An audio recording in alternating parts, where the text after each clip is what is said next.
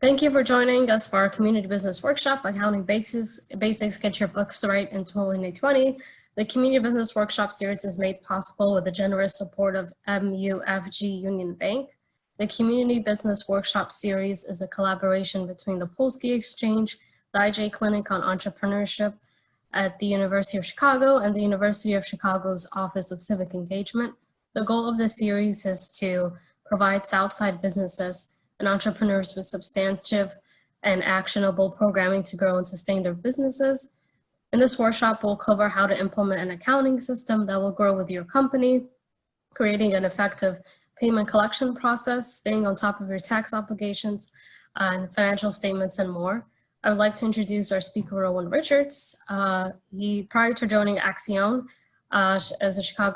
serving as a director of coaching and connections in Chicago district, Rowan Richards founded Assemblize, an early stage venture capital firm focused on impact investment opportunities in Chicago.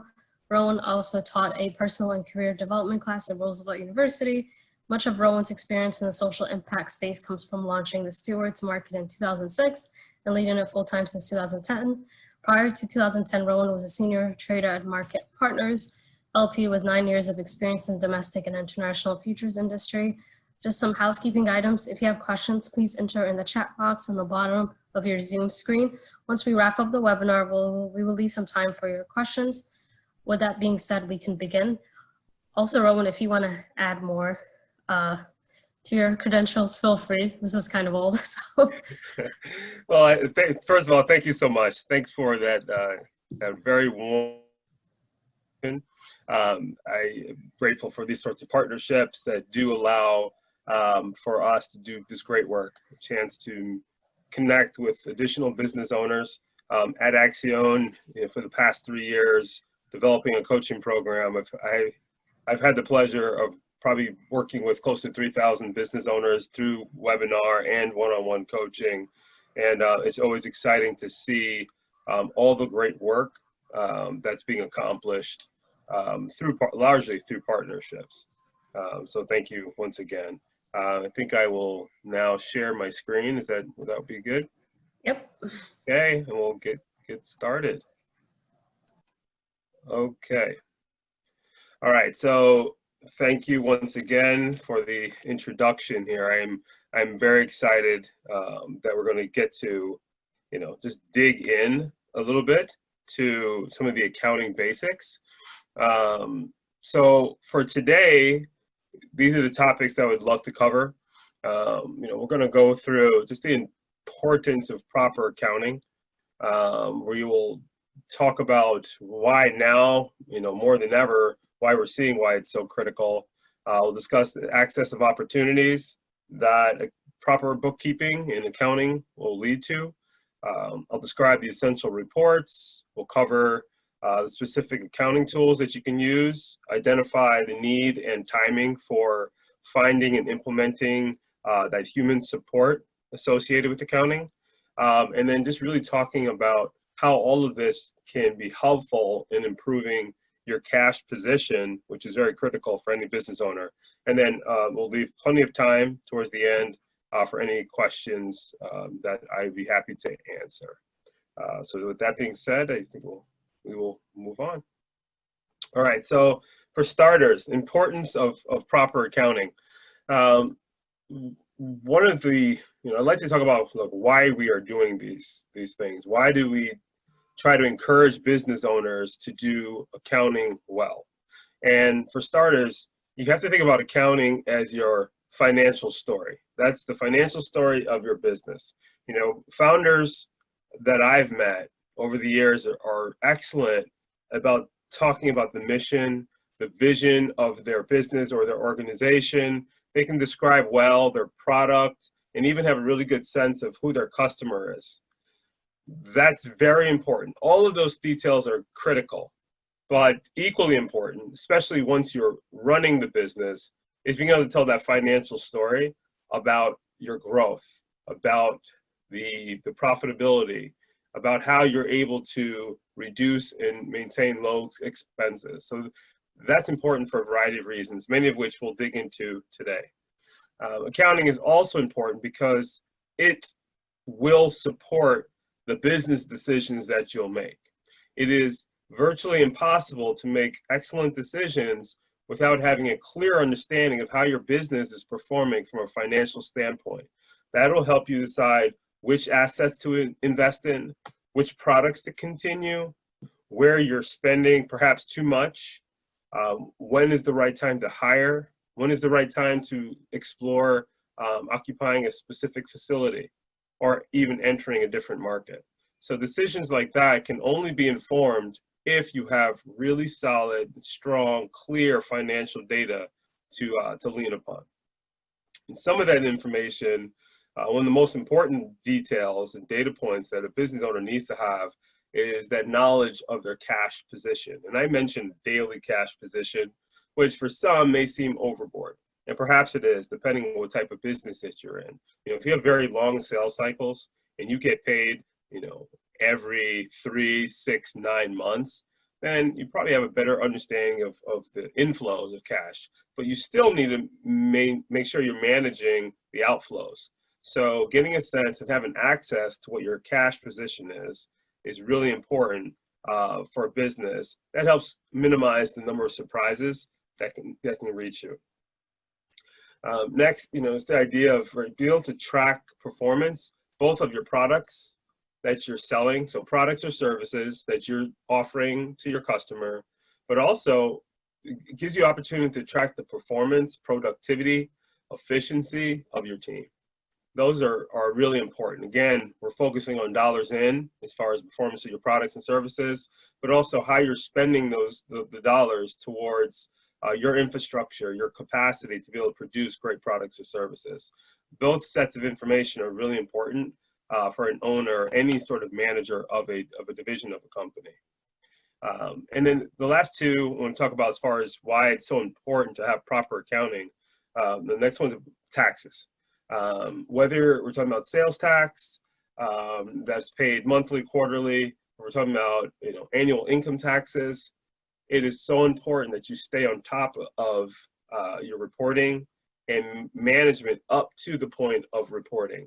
So it gives you a sense of money that will be owed as a business owner, making sure that you're prepared for making those payments, but also, what sort of decisions can you make to help minimize the tax dollars that you're spending while making sure that you're still maximizing your growth as a business. So two things that are really important that are related to taxes. And in order to do that really well, again, proper bookkeeping is necessary. And then lastly, access to opportunities. And there's a wide range of opportunities that exist that a business will have access to if they have really solid and clean financial records. And the opposite would be true if those clean, specific, and detailed financial records do not exist. And I'll jump into that a little bit more here in a second. So just picking up with that conversation around access to opportunities, I really want to encourage everyone to think through what those opportunities could be. So for instance, we're in the period right now where emergency funding is so critical.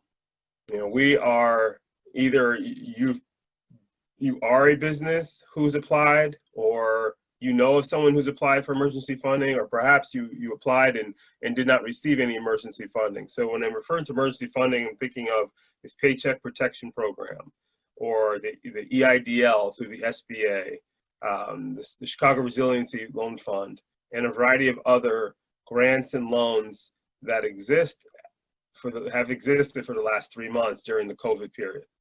And similar things could exist at other times as well. One of the clear differentiators between businesses that received an emergency loan or grant and those that did not are the ones that were ready. Those who had bookkeeping records that they could share with either banks or the SBA or partners to show the performance of their business, to show that they do qualify and meet the requirements necessary.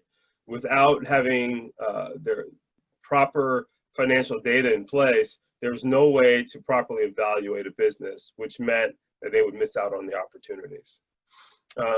Even when we're not in emergency funding periods, um, traditional loans, for instance, at our organization at Accion, we provide term loans and lines of credit. Same is true for banks and other lending institutions. Well, in order to secure a loan of any type, it's important to be able to provide clear financial records. It's a requirement. Banks need to see and evaluate your performance with the goal of identifying if you're able to pay back the loan consistently along with your other expenses that you have. So there's a very clear formula that lenders use to identify if and how much a borrower would qualify for. And this is true as well for grants. During this period, we've seen a few grant opportunities come about. We have also seen, different community-based grants actually begin to evolve and grow over the last couple of years. And whether you're a startup or an existing business, the granting organizations are wanting to see some sort of either financial plan and or financial record that gives them confidence that their grant dollars are being invested well into an organization that could have some longevity, which is ultimately going to help that granting entity meet its objectives.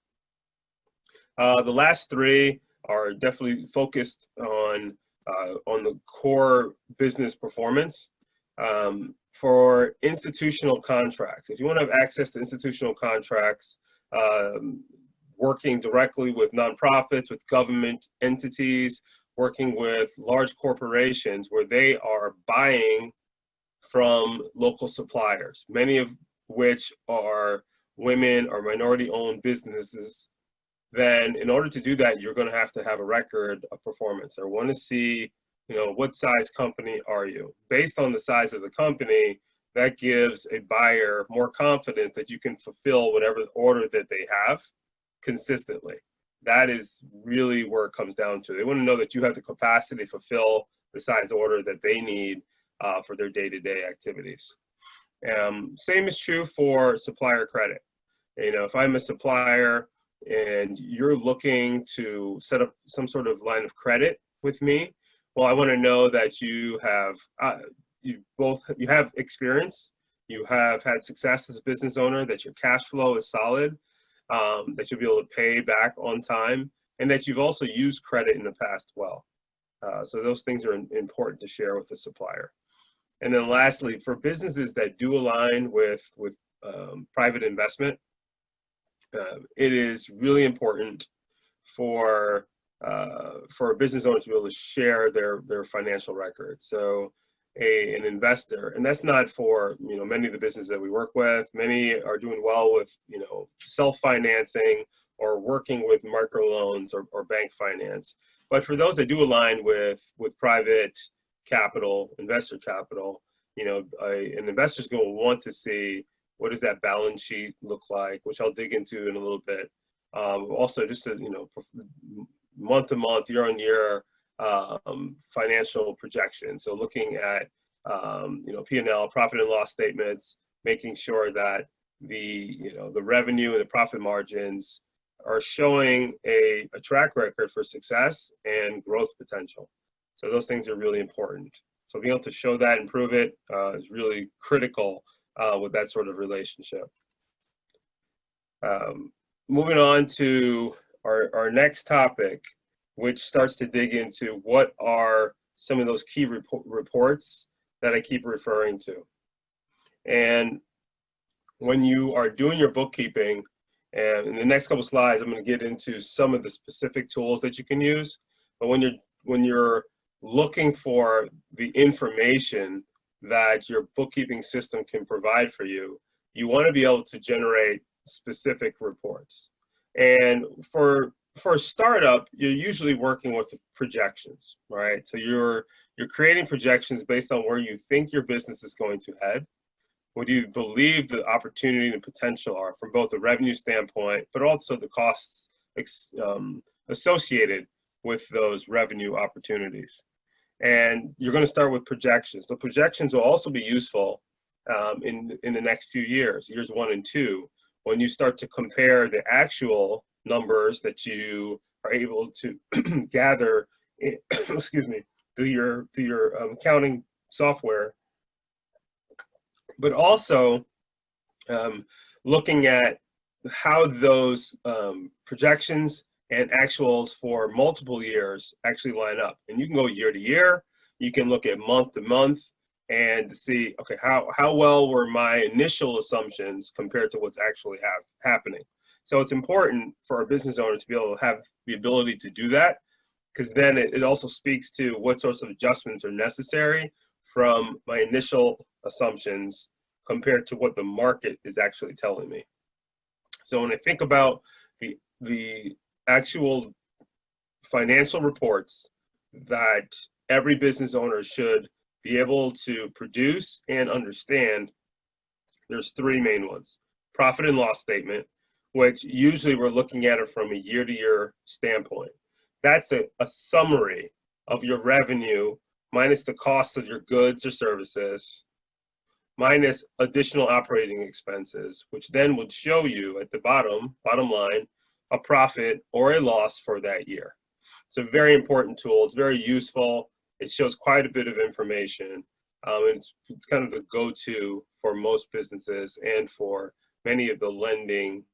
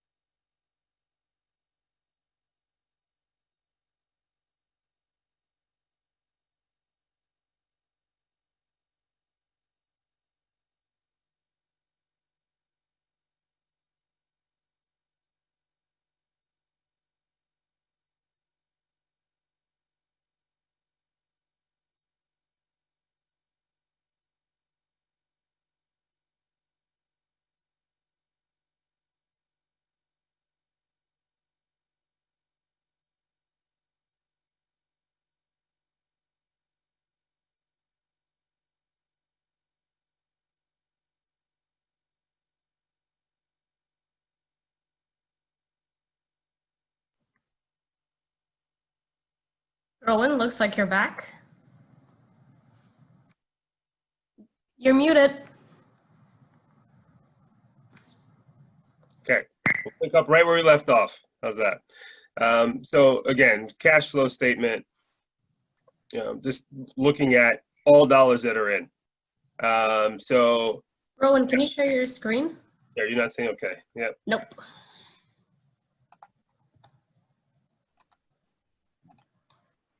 Okay.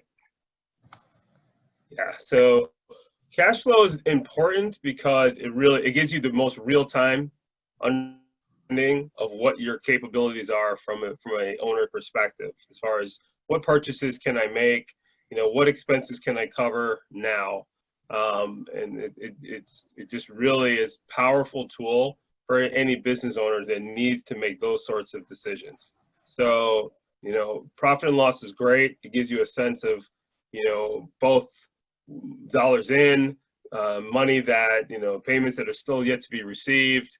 It gives you a bigger picture of what the year could be, where cash flow is real time. This is where we are today, and we have to make decisions based off of what we actually have in hand. And then lastly, balance sheet. Balance sheets, it really gives you that understanding of your assets versus your debts. What do you actually have ownership of? How have you paid for those assets? And what is your actual ownership, your equity position within the company? So it's helpful, especially as you grow and as you look at doing perhaps mergers, partnerships, as you're looking at acquisition. Also, when you're looking at larger loans, those are really important data points that the balance sheet can describe for you. So those are 3 that you should know. There are plenty of other financial reports that can be produced, but those are the key ones. And at a minimum, every business owner should have an understanding of those. You know, as we continue on, let's dive in now to some of those actual accounting tools. So I'm hopeful that anyone on this call who has started a business is using some sort of cloud-based accounting, bookkeeping software. And I do beg that you take advantage of all of the great tools that exist. You know, I'm fine with using spreadsheets. I'm fine, especially with projections when you're getting started. Using a spreadsheet makes a lot of sense. I also, you know, I run reports and spreadsheets all the time. They're helpful, especially when you're trying to do some comparisons and some financial modeling. But take full advantage of the wide range of opportunities for inexpensive to free online bookkeeping tools. I list 3 or 4 here that I'm familiar with, that I've used. I've not actually used FreshBooks. I know a lot of my clients have used FreshBooks, but QuickBooks, Wave, and Bench are 3 that I've personally used for my own companies and have helped other people get set up. QuickBooks is very robust. It's kind of it's the lead, right? So it's the lead product across all others. Now, it's excellent. It has every tool you could ever imagine that you would ever need. It's very robust. They've actually come down on price options, so that's made it a lot more user-friendly, a lot more customer-friendly. But it still it's not always intuitive on the setup side. So I do recommend that if you don't have financial or bookkeeping background, that you would really educate yourself through a lot of their video tutorials.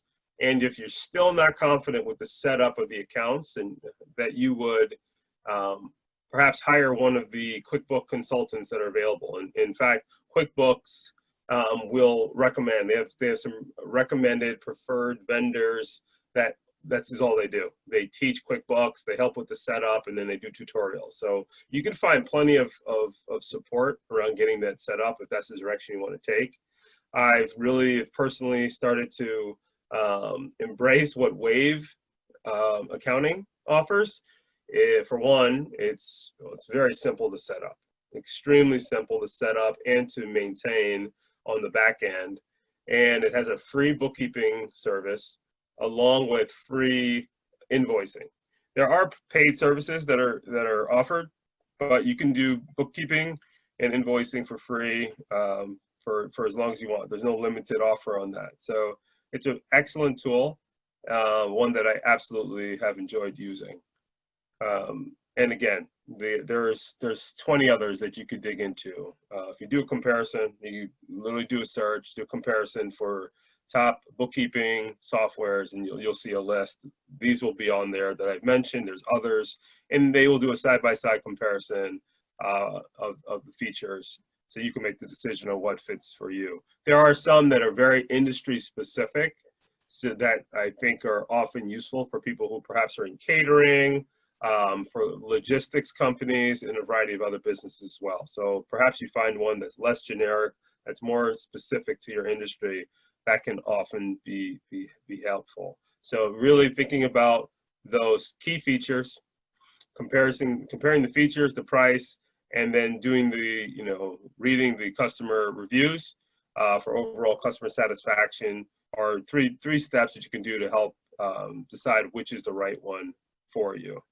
But what's most important is that you actually choose one, you find something that will work. Next, I'd love to talk here a little bit and answer questions later around finding the right support. Thinking about the people. The tools are there, it's great. You yourself are going to be running the accounting software for whatever period necessary. And you as a business owner will always want to be familiar and aware of the reports that can be generated and produced. That being said, there may come a time where you will seek additional support, other people to add to the team, either as a hire, as a contractor, or some other sort of shared service that you can benefit from.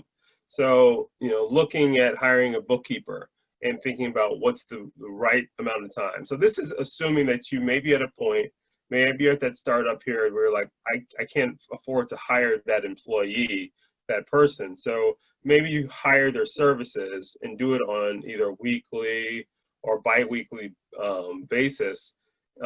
That's more affordable, but still allows you to capture and make sure all of the information is inputted properly. Hire an accountant. You could leverage the skill sets of both a bookkeeper and an accountant. Many accountants don't want to do bookkeeping work, but they are great for helping you prepare for tax season, quarterly, monthly, annual, and can provide another layer of financial advice that will help position you really well, position your business well, so that you know that you're tracking the right information, you're tracking all of the right expenses, and that you're preparing yourself for success. So, leveraging a relationship with an accountant is useful. You'll have to determine the frequency, but I do recommend that you work with an accountant at least once a year, if nothing else, when you're preparing to file your annual taxes. The access to someone like a virtual CFO, has been in play for a while. That's not a new concept. People have been leveraging virtual CFOs for a while. They play that role of both the CFO, but also accountant. So you're getting some of the strategy, but a lot of it is based in the actual proper management of your records. And it can be helpful because that person or that group of people, their services are shared across a wide range of businesses, which means that you get high-level quality accounting services at a fraction of the cost. You don't have to bring this employee in full-time, but you do have access to this wealth of knowledge and access to ongoing support. So it's something that is appealing to some business owners, and especially if you're looking for something that's more than just the software itself, and you feel that you need access to additional advice and support when it comes to making these financial decisions. And then lastly, when the time is right and you feel that you want to have somebody in-house, either part-time or full-time, looking at that's either a CFO or an office manager, which are two very different roles. And I mentioned them both, and there's a few categories even in between those two. But thinking of a CFO, perhaps an owner who's exploring partner or co-founder, and you might be more product focused. Maybe that's your area of expertise, product or service and customer related focus, but you need someone to offset your skill sets and be complementary on the value that they can add to your company. So perhaps this CFO, this chief financial officer, who has a financial background, has had some experience in this area and is solid with accounting and understanding what your financial records are saying, this might be the right hire or the right partnership. And from a hiring standpoint, an office manager that has both skill sets, interest, and perhaps experience around administrative activities, including managing solid bookkeeping, would be a good decision. Timing is important. You have to make sure that you're in position, that your business is in position to hire that person, that it's an expense that's worth investing in. Improving your cash position, which all of what we've discussed so far really leads to this slide here. For any business owner to succeed and to continue to grow, it's important that you find ways to improve that cash position. So while you're increasing the number of customers that you reach, while you're looking at ways to create a variety and a diversity of products and services, it's really important that you are getting paid in a timely manner. And some businesses struggle with that. They have a really good product, but they are not getting paid in a way that allows them to move freely, to grow appropriately. So one of the benefits of having a good bookkeeping system is this idea of just like getting paid sooner, setting up invoicing that can be recurring, right? Getting those invoices out that sometimes get pushed off to the side because you're so busy doing 3 or 4 other things as a business owner. But letting your tools work on your behalf is really important. I mean, it's one of the reasons why you want to take on, use some sort of software, online system, so that you can use your time to do something else. What's nice is that through these tools, you can set reminders for your customers to make sure that they remember to pay you. You may have sent out that first invoice, they saw it, they planned on paying it, then they got busy. A reminder is a nice way to say, hey, we're still here. We appreciate you, but we also would appreciate getting paid in a much nicer way than that. And using a similar tool, you can also offer discounts, right? And manage those discounts really well. You set your discount for if payment comes in ahead of what your terms are, then you can offer a discount. And those sorts of things incentivize customers to pay on time, to pay early, which is great for them. They get a discount, they feel really good about it, they've saved some money. You've priced it in already. You know the amount of discount that you can handle across your customers in order to still stay very profitable, but it gets you cash in the door quicker, which is really important. Right now, we're in a period where lending's become very difficult. It's become more difficult as the emergency programs are wrapping up. Banks are becoming tighter. So being your own, being able to finance your own growth is going to be more and more critical. And that means having as much cash in hand as possible. So shortening the sales cycle for any of your products and services will be important, and finding creative ways to do so. At the same time, looking at how can you minimize your expenses. It's important to, besides just lowering your expenses, also maintaining strong relationships and being known as having great character as a business owner. So paying your vendors on time, paying suppliers on time, really important to do that. And one of the benefits of using an online platforms that you can set up your auto payments.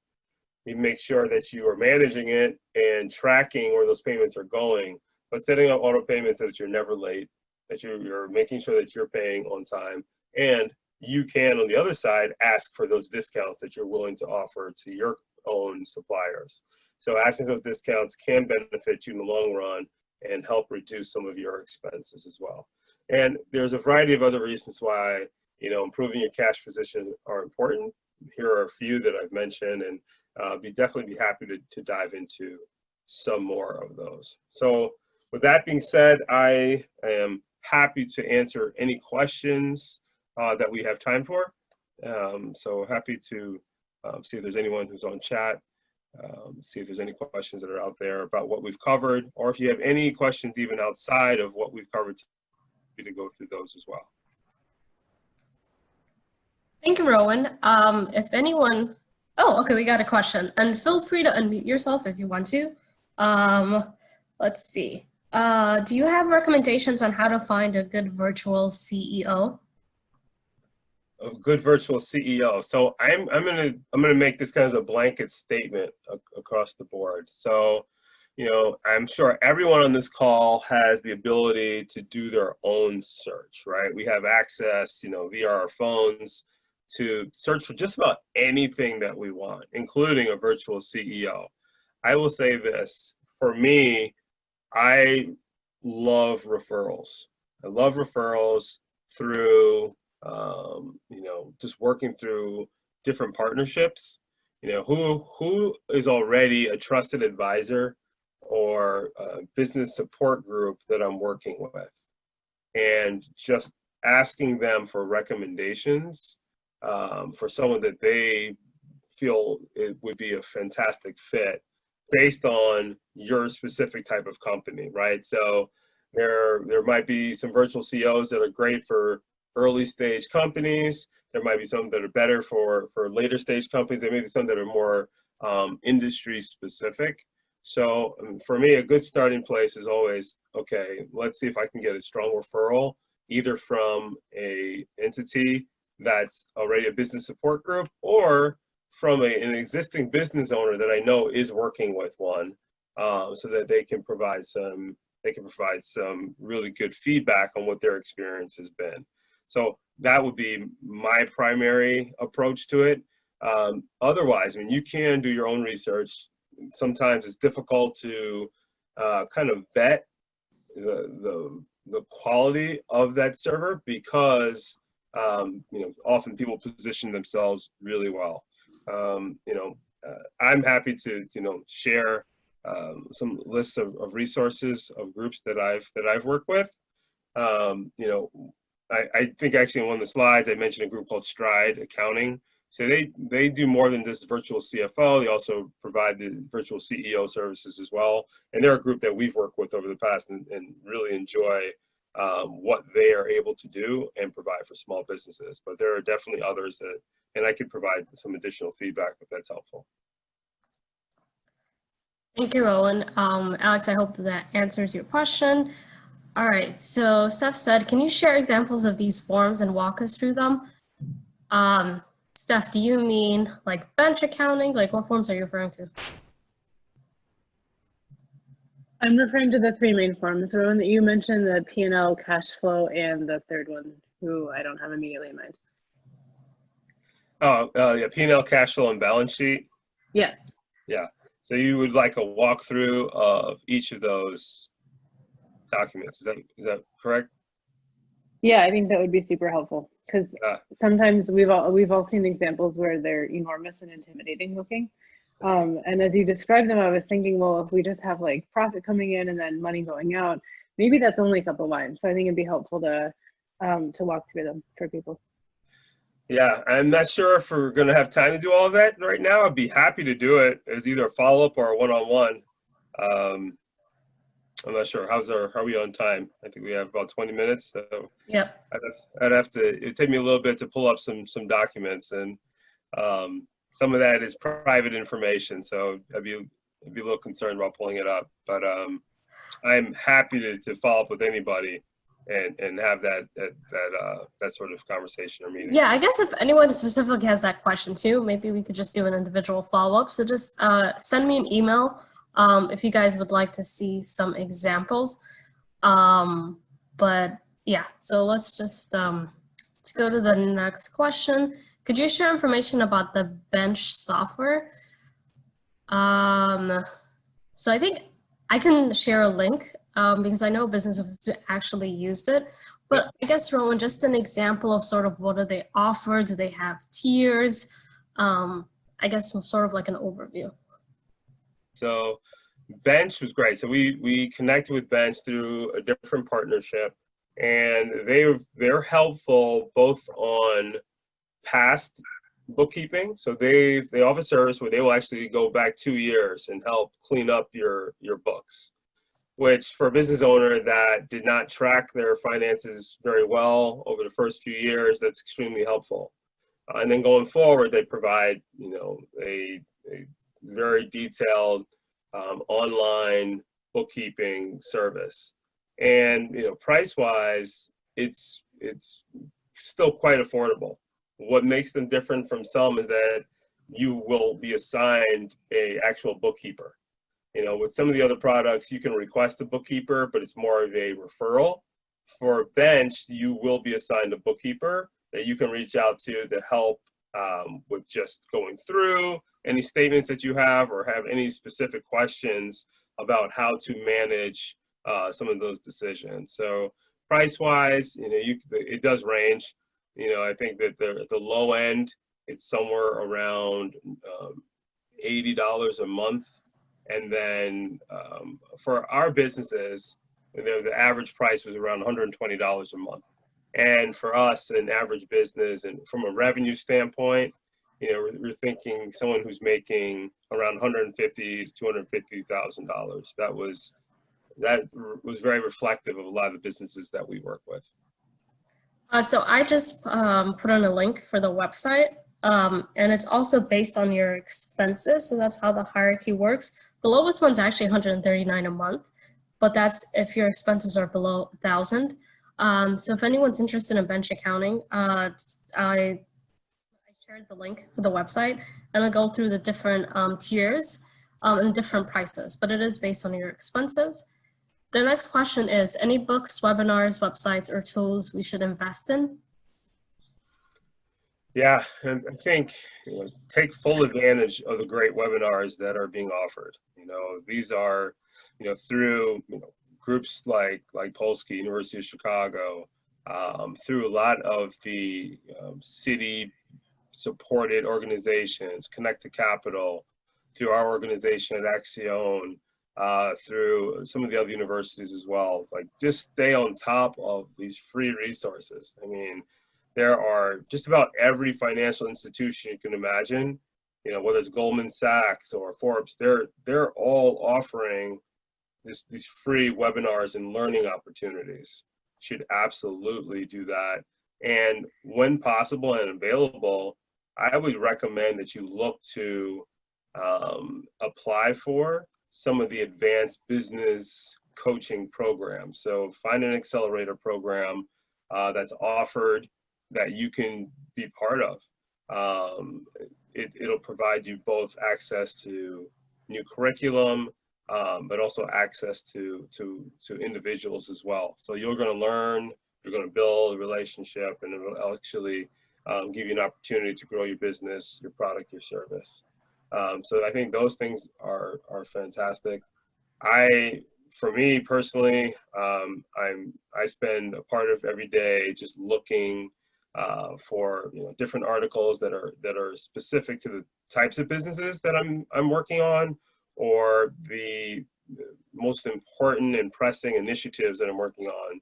So, for instance, during the last 3 months, was involved with quite a bit of the different emergency funding programs, working with businesses to help understand what they need to do to apply and to secure loans. So I would spend time just looking at some of the better articles, people who are writing and providing great information. For me, I found tremendous value staying connected to what's being published through some of the online Forbes resources, some of the things that actually Bench was providing, very useful tools that I could then share as well. Beyond that, just thinking about investment, investing in your software, in your operations, in your anything that can improve your financial capabilities is so important. Absolutely do it. The next question is for an entrepreneur who's not been efficient in bookkeeping, and it's in their beginning process of starting their business. Should they attempt to backtrack? Accounting, I guess. So should they to backtrack? So this is an existing business. Is that what I'm understanding? And should Yes. Okay, so for an existing business, and it sounds like there's some concern that the bookkeeping has not been done well. I would say absolutely. This is where, again, thinking about how to invest finite dollars and time. If you're still not confident on what that should look like, I would say it's an absolute perfect time to hire somebody to do that sort of cleanup work of the books, so that you can then be positioned well to move forward. So it's both the cleanup, but also receiving the advice and guidance on how to do it well going forward, so that you're now in position to be successful. When they're not done well from the very beginning, then it's a really rocky foundation, and it's hard to ever have your books reflect the true story of your business. So I would highly encourage to spend the dollars necessary, whatever resources are necessary to get those books in order. From your experience, what is your decision-making process to determine whether you should go with a free versus or a paid accounting software? Yeah, no, that's a great question. I think some of it's through trial and error. Starting with the free one makes a lot of sense, right? There are options that exist. So as long as it's producing what you need it to produce, then you're in good shape.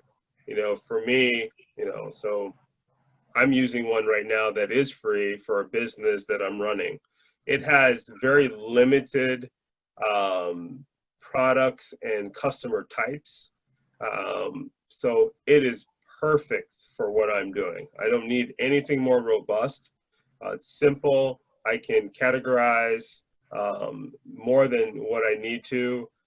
It gives me the ability to track every data point that I've described during this webinar, and again, at zero cost. So, and it provides me the consistent access that I need and that I want.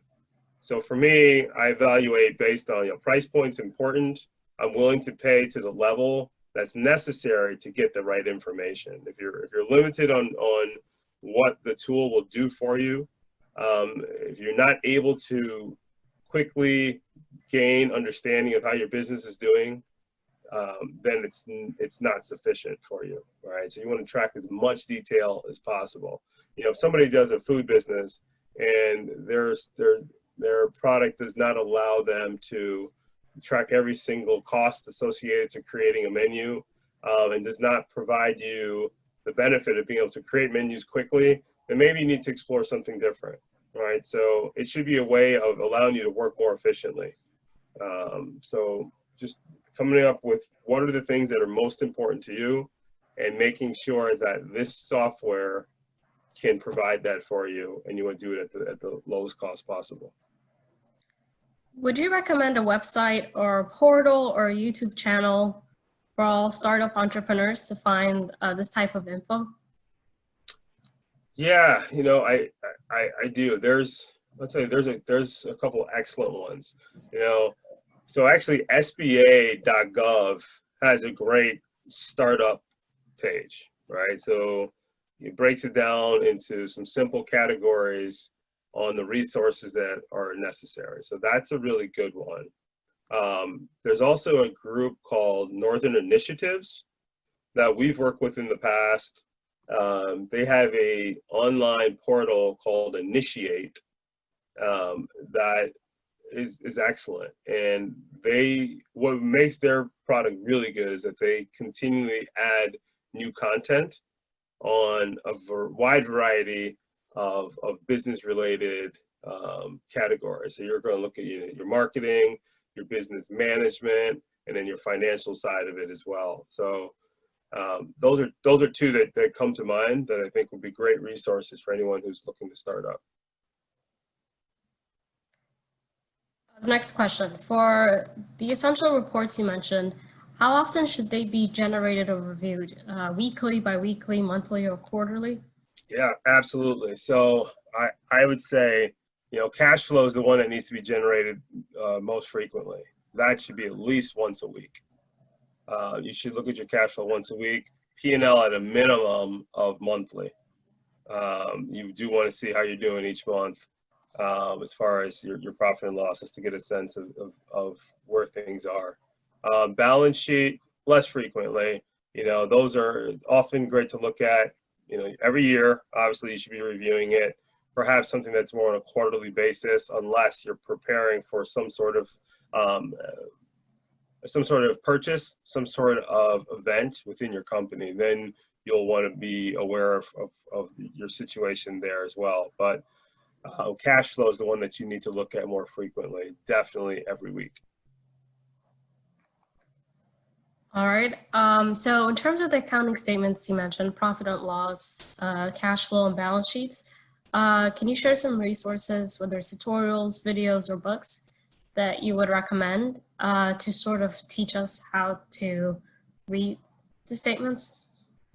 Yeah, I mean, you can, so each of the, so QuickBooks, Wave, any of those products that you look to use, they all have plenty of resources. I mean, there's a depth of videos that they offer and tutorials that'll explain each of the categories within those documents, both on the setup side, but also just the understanding of what those details mean. So if you look up QuickBooks or look up Wave, those are two that I would say are easy to find, and they have just a wide range of tutorials that you can look at. And then, don't shy away from Khan Academy. Khan Academy is fantastic for learning a variety of topics, one of which is personal and business finance. So those are the directions that I would take just to really become familiar with the different aspects of all of those financial tools. Can you repeat that again? Is that Connect Academy? Khan Academy. So Khan Academy. Okay, got it. Yeah. Yeah. Okay, the next one. So with COVID-19 and the federal government releasing new SBA loans, what is your recommendation? Yeah, so we're getting into this tricky period here now as PPP is starting to wrap up. I haven't even checked within the last couple of days where that's going to land, but you know, it depends on if you've received or haven't received any. You know, PPP, I'll just talk to them, right? Because who knows, they may bring PPP on for a long period of time. Paycheck Protection Program was intended to be helpful for business owners who have a need to have employees back in working. So it's fantastic from the standpoint of paying that payroll and leaving some dollars available to cover the cost of utilities and expense and other expenses. That being said, it's not a fit for every business. You know, if you don't have demand for your product, then you don't necessarily need to hire individuals back. You know, we're starting to come out of all of the restrictions, so we think we'll see more and more companies bringing their workforce back in. But again, PPP was somewhat restrictive to most companies, unless you were or are a sole proprietor. Then you're not restricted to use the money in the same way.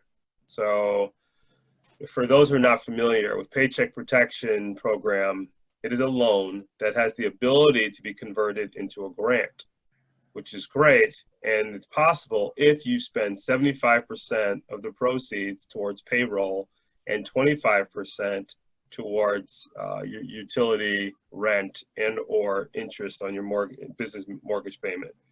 So if you can meet those standards and you have a product that's demanding that you hire people, it's a great fit. For a sole proprietor, if you're a sole proprietor and apply for PPP, there's actually a really good benefit because for the forgiveness component, you just need to use the payroll side to cover your own compensation. So it's a compensation replacement component, which makes it really simple. The dollars go directly to the sole proprietor and without need to hire back anyone. And then the remaining dollar amounts can be used for those other expenses that I mentioned. So, you know, that way PPP provided different benefits to different people. The EIDL, which is their disaster relief loan that's offered by the SBA, it's going to continue. This one, you can borrow up to, I believe, $2 million, and it has more flexibility. It can be used for a variety of working capital needs beyond what I described through PPP, and it's really inexpensive. Federal dollars, interest rates are extremely low, and you are able to amortize over 30 years. So it's one of the more inexpensive loans that our business community will ever have access to. So, you know, again, based on similar to any other loan, if there's a need and there's an opportunity, then loans can be great. If there isn't that need or opportunity, then you have to really evaluate whether you want to take on new debt or not. Obviously, these last few months have created a new situation, right, where the need is really being able to support the business during this extended downturn where sales opportunities just have not existed and now are only now coming back online. Thank you. Rowan, can we share your presentation with our guests? Absolutely. Yep. Awesome. And then we'll talk offline to see if we can have a part 2. There's definitely a lot of interest in reading and understanding the statements, the few statements that you mentioned, so P&L, cash flow, and balance sheet. Yeah. And I'm Awesome. happy to do that. I just know it'll take a little bit more time than the 15 minutes that we had remaining, but I'm absolutely happy to dig into all three. Okay. Do we have any more questions?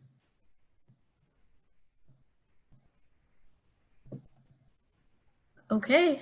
Well, thank you all for joining us. Next Thursday, we will be hosting, same time next Thursday, we'll be hosting a small business town hall discussion where we're providing a platform for small businesses to share their how they have been affected with COVID-19, their challenges, how they've pivoted, how they've transitioned, and any strategies they would that they've learned that they would like to share. So please join us next Thursday at 12 p.m. I put in the link for our event website so you can see the list of our events that we have. But thank you everyone for attending. Rowan, this is great. Can't wait for part 2. And yeah, that's it. So if you guys have questions for me or Rowan, just email me, and you can also email Rowan directly. But thank you all for attending. Thank you.